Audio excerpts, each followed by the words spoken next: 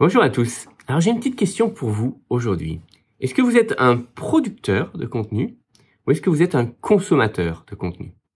Parce qu'en fait, quand on a un business, quand on veut utiliser les réseaux sociaux, etc., on peut être des deux côtés ou d'un côté, en plus en particulier. Et si vous voulez avoir un réel impact, la plupart du temps, il faut être beaucoup plus sur le côté production que consommateur. Alors, je vais alimenter ma réflexion d'aujourd'hui.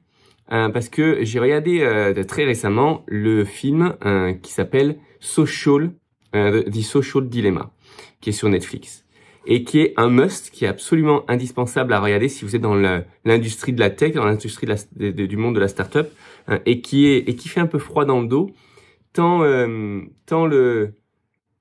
en fait finalement l'humain va être impuissant face à la puissance de l'intelligence artificielle. Alors, j'ai développé un petit peu les 2-3 idées, puis peut-être que j'y reviendrai dans de prochains épisodes. Mais globalement, aujourd'hui, la tech, le monde de la startup, les applications, tout l'environnement dans lequel on vit, utilise notre temps, achète notre temps, enfin, nous mange le temps des humains en alimentant ce que notre cerveau souhaite avoir et ce qui stimule notre cerveau.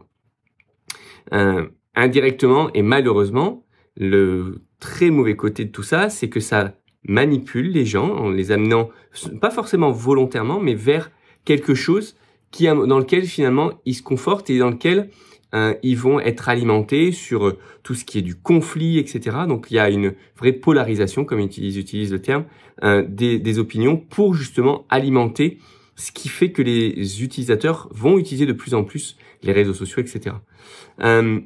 Donc en fait, ce que ça m'amène comme réflexion, et particulièrement moi en tant que fondateur de MyCityOfFriend, parce que je suis dans l'industrie de la tech, on accompagne des projets, on a accompagné déjà plus de 200 projets, et on a certains projets qui sont des réseaux sociaux, on a certains projets qui peuvent avoir pas forcément à la base un mauvais fond, parce que je pense que profondément tous ces projets de tech, de réseaux sociaux, etc. partaient d'une belle intention, mais qui sont mal utilisés et qui à un moment donné peuvent avoir des conséquences qui sont dramatiques, causant même des morts à grande échelle pour certains réseaux sociaux.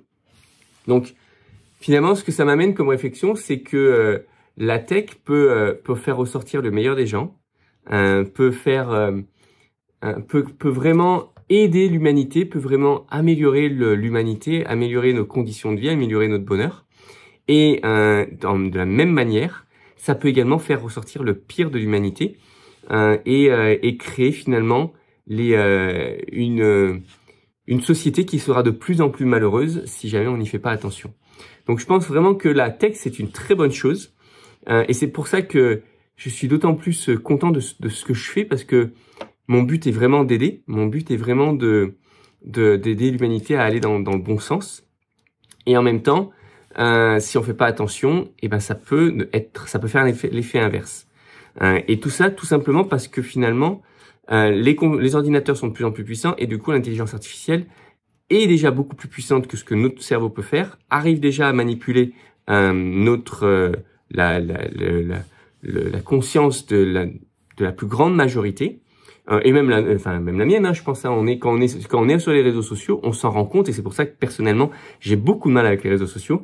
C'est parce que je n'aime pas du tout le fait que le réseau m'aspire le temps, j'arrive pas à en tirer un réel profit, à en tirer un réel bénéfice, parce que finalement, on est aspiré vers des choses qui sont complètement inutiles pour la plupart du temps et qui nous apportent rien, ils nous apportent pas forcément de la valeur.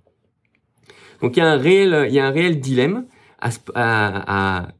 en cours, hein, sur lequel je reviendrai certainement. Pour l'instant, les idées sont assez fraîches, mais ce dilemme-là est vraiment, il est intéressant et important que tout le monde en soit conscient. C'est pour ça que je vous recommande vraiment ce film, le Tech Startup Dilemma. Bon, je sais que c'est que sur Netflix, mais vraiment, c'est indispensable d'avoir cette vision-là et de comprendre un petit peu ce qui se passe. J'espère que ce n'est pas non plus un outil de manipulation, je ne pense pas.